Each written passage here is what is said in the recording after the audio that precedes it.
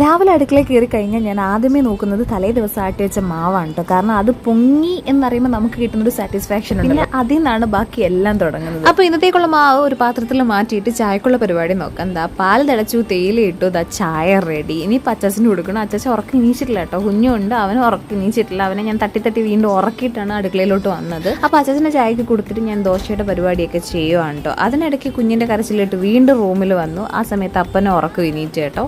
പിന്നെ അപ്പനെ മോനെ സെറ്റാക്കിയിട്ട് ഞാൻ വീണ്ടും കിച്ചണിൽ വന്നു. അപ്പോൾ അപ്പനും മോനും രാവിലെ തന്നെ അമ്മച്ചിയായിട്ട് ചെറിയ സംവാദത്തിൽ ഏർപ്പെട്ടു. അവരുടെ ചിരിയും കളിയും കേട്ട് അങ്ങോട്ട് തിരിച്ചു വന്നപ്പോഴത്തേനും കാണാം ദോശ കരിഞ്ഞു. പിന്നെ അത് തൽക്കാലത്തിന് അങ്ങോട്ട് മാറ്റി വെച്ചു. ഇത് കുഞ്ഞിന് വേണ്ടിയിട്ടുള്ള കുറുക്കിനുള്ള ബാറ്ററാണ് കേട്ടോ. അതായത് കായപ്പൊടിയും പിന്നെ ഞാൻ കുറച്ച് നട്ട്സ്, ഡ്രൈ ഫ്രൂട്ട്സ് ആഡ് ചെയ്തിട്ടുണ്ട് കേട്ടോ. അതെല്ലാം കൂടെ മിക്സിയിലിട്ട് അടിച്ചിട്ട് വീണ്ടും കുറുക്കാക്കി എടുക്കുകയാണ് ചെയ്യുന്നത്. അപ്പോൾ എന്നിട്ട് ചൂടൊക്കെ കയറുമ്പോഴത്തേനും കുഞ്ഞിന് കൊടുക്കുക. ഇനിയിപ്പോൾ അരി അടപ്പിടണം. ദോശ ഉണ്ടാക്കുന്നതിനിടയിൽ കൂടെ പോയി ഞാൻ അടുപ്പൊക്കെ കത്തിച്ച് വെള്ളമൊക്കെ വെച്ചിട്ടുണ്ടായിരുന്നു. അപ്പോൾ അത് തിളച്ച് വന്നപ്പോഴത്തേനും നമ്മുടെ അരിയും കൂടെ കഴുകി ഇട്ട് കൊടുത്താൽ പിന്നെ കുറച്ച് സമയത്ത് അങ്ങോട്ട് തിരിഞ്ഞു പോലും നോക്കണ്ട, നല്ല തീയും കൂടെ കൂട്ടിയിട്ട് കൊടുത്താൽ നമ്മുടെ ചോറ് സെറ്റ്. പിന്നെ ബ്രേക്ക്ഫാസ്റ്റ് ഒക്കെ കഴിച്ചു കുഞ്ഞിന്റെ കാര്യങ്ങളൊക്കെ നോക്കിയിട്ട് വന്നപ്പോഴത്തേനും കാണാൻ അച്ഛൻ ബീഫൊക്കെ വാങ്ങിച്ചിട്ട് വന്നു. പിന്നെ പുള്ളിക്കാരനെ കണ്ട സന്തോഷം ഞാൻ ചെറിയൊരു പണിയും കൂടെ കൊടുത്തു കേട്ടോ. ഇതൊന്ന് ക്ലീൻ ആക്കണേ,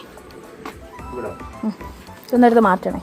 കേട്ടില്ലേ, നിസ്സാരം. അതൊക്കെ ചെറിയ പണി. വലിയ പണിയൊക്കെ നമുക്കുള്ളതാണ് കേട്ടോ. ഞാൻ നേരത്തെയൊക്കെ ബീഫ് അരിഞ്ഞുകൊണ്ടിരുന്നത് നമ്മുടെ ചിരവയുടെ മുകളിൽ ഇരുന്നിട്ട് ഒരു ചിരട്ട താഴെ വെക്കും, എന്നിട്ട് കത്തി ഇങ്ങനെ മലത്തി വെക്കും, എന്നിട്ട് അതിൻ്റെ മുകളിൽ കൂടി ഇങ്ങനെ അരിഞ്ഞിടുമായിരുന്നു. പക്ഷെ ഇപ്പം അങ്ങനെ ഇരിക്കാനൊന്നും വയ്യ. ഇപ്പോഴും നടുവെല്ലാം പോയിരിക്കുവാണ്. അപ്പോൾ ഞാൻ കുക്കറിനകത്തിട്ട് മുളകുപൊടിയല്ല മഞ്ഞപ്പൊടി ഉപ്പിട്ട് നന്നായിട്ട് വേവിച്ചു. ശേഷം കുറച്ച് ഫ്രൈയും ചെയ്തു, കുറച്ച് കറിയും വെച്ചു. ഫ്രൈ നമ്മുടെ കാർന്നോർക്ക് അതാണ് കേട്ടോ ഇഷ്ടം. അപ്പോൾ ഇത് കുറേ ദിവസം മുന്നേ എടുത്ത വീഡിയോ ആണ്. അപ്പോൾ ഇന്ന് വീഡിയോ ഇതിലുള്ളൂ. Tata bye.